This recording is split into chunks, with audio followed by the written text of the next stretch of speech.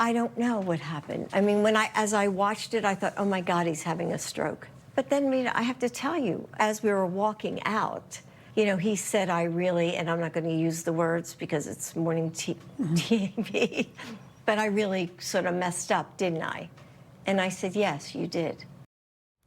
Yeah, okay. Well, former First Lady Jill Biden is on a big book tour promoting her new memoir, and she is revealing new details about life inside the Biden family and defending President Biden's record in office. For more on this, let's bring in the former chief spokesperson to First Lady Jill Biden and former special assistant to the president, Michael LaRosa. Michael, thank you for being here. Thanks for having me. We've got to start with this. USA Today has an excerpt. Joe was obsessed with his iPhone and the Apple News feed, and his algorithm was selecting the worst of the worst. He was constantly watching Fox. He could be watching right now. Hi, Joe. He did say that I could call him Joe after he called me a very bad word that I'm not going to use on this show because my 2-year-old and my 1-year-old are watching. My 3-year-old, I should say. The bad debate that is at the heart of this was June 27th. Mm-hmm. The White House used to tell us when we would ask about this, oh, you got to talk to the campaign, talk to the campaign, talk to the campaign. But we were able to get one question in that the White House had to answer. It's right here. Well, he also said he's sharpest before 8 p.m. So say that the Pentagon at some point picks up an incoming nuke. It's 11 p.m. Who do you call? The First Lady? He has a team that lets him know of any news that is pertinent and important to the American people.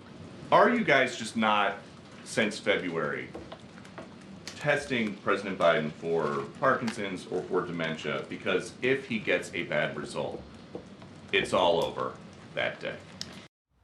Doesn't Dr. Biden now admit that's exactly what they were not doing? Sounds like that, because she said that they didn't test for cancer either. So and it was striking to me because he had the best medical care in the world available to him. You know, there was a medical office a couple feet from his office. We all went there. He traveled with medical staff, as you know, so he was always monitored. And he, you know, the same 3 or 4 people kind of gated him. And, you know, if Dr. Biden was concerned, there would be no amount of bureaucracy getting in the way. As you probably remember, it was very hard to get access to him, but the same people controlled it every hour of the day. And look where it got them. Yeah. Jill Biden, though, and you know this better than anybody, she is famously the enforcer for the Biden family. She holds the grudges, she settles the scores because Joe apparently can't. Why spill all this tea now? They're trying to, what I would call, sort of change the tape.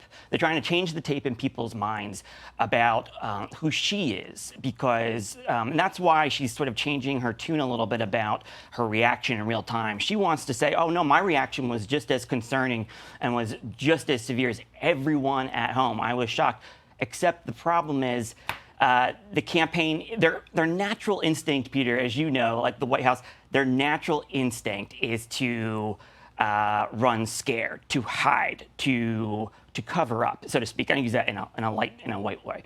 But so Jill was the face and the voice of the initial reaction for the country, and it was everything's fine, nothing to see here. That's why they're scrambling the tape, not really changing the tape. And that's a great point. The reason that people are so mad at Dr. Biden is because she said this.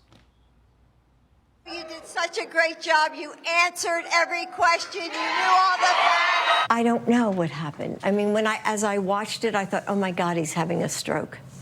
And it scared me to death.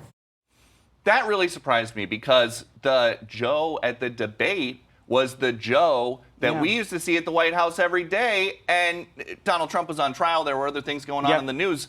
People just weren't paying attention. And that's why they can't change the tape, because that is the initial reaction, the impression that everybody is left with. You can try to change people's minds and opinions and perception, but had she just responded immediately after that debate, the way with what she said in CBS, it would have been a more human response. It would have been the response of every concerned spouse in America. Oh my God, my husband, yeah, of course it sounded like he just had a stroke. I was concerned, but she didn't do that at the time. And so It's if you're going to wait 2 years to tell your story, it's like trying to push toothpaste back into the tube. Doesn't work. Bad PR advice that she got there. And I remember my whole reaction to that debate was, people think that this is bad. They should have seen him like last Thursday. Same thing. Michael LaRosa, thank you very much for being here. Be sure to like and subscribe for all the Fox News latest on YouTube and catch full shows streaming now on Fox One.